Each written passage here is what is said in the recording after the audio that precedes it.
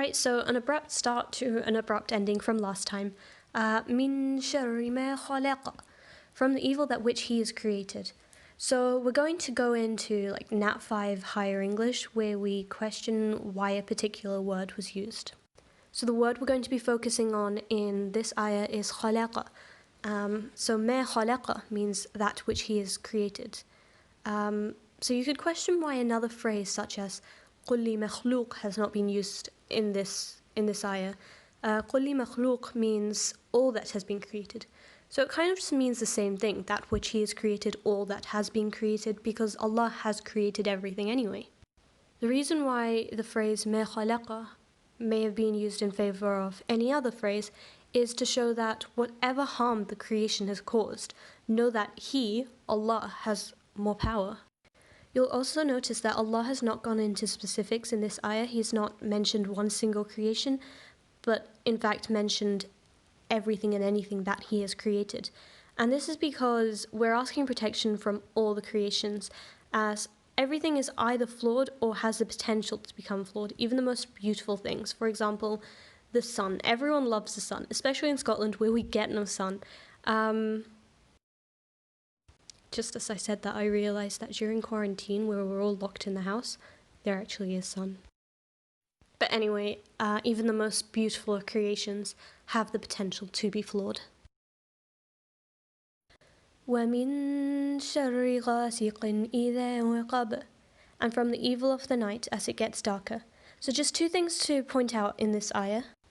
First, وَقَبَ. So this is the point in the night where it's so dark that things literally become invisible. So this links back to the first ayah where we were talking about the unseen dangers. So where things have become invisible because it's pitch black at night, it links to the unseen. The next point is ghasiqa. So this is the darkest point in the night, and the word ghasiq, it can also be related to the moon. I think this is quite interesting because I was listening to a talk, and the man in the talk, and it was on this surah, he was saying how there are actually some truths in the myths that the world's created. So like werewolves at full moon, stuff like that. So all those full moon myths where evil appears or whatever, there is some truth in that. And that is why the word lunatic, it relates to Luna, which is the moon. I said that word weird, but Luna. Okay, so now you're probably thinking, Amina, where is the truth in werewolves and full moons and whatever other myths you're talking about?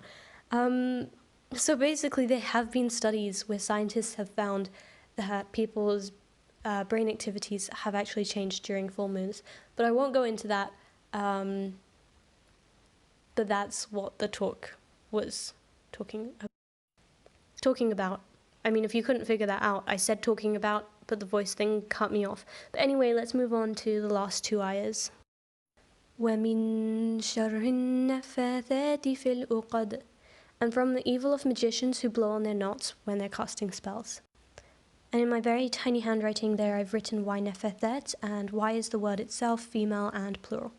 So the word itself means to blow with a little spit coming out, and some people translate the word magicians to women instead. This could be because Labid's daughters were also involved. So why is the word feminine? It just so happens that nufus, enfus, they all come from the root word nefs, and lastly, nefathat could also relate to groups of people doing bad, so not just one singular person, but groups. Last thing to point out is the word el in nefathat. This el, which means the, is not in ghasiqa, which is over here, and it's also not in hasad, which is here. First reason for this may be that all magicians are evil and nefathat. However, not every night has evil in it, and not every envier is able to harm somebody. Another reason for this is the historical context behind it. So it might have been that this ayah was referring to the particular magician Labid. وَمِن شَرِّ حَاسِدٍ إِذَا حَسَدَ, and from the evil of an envier when he envies.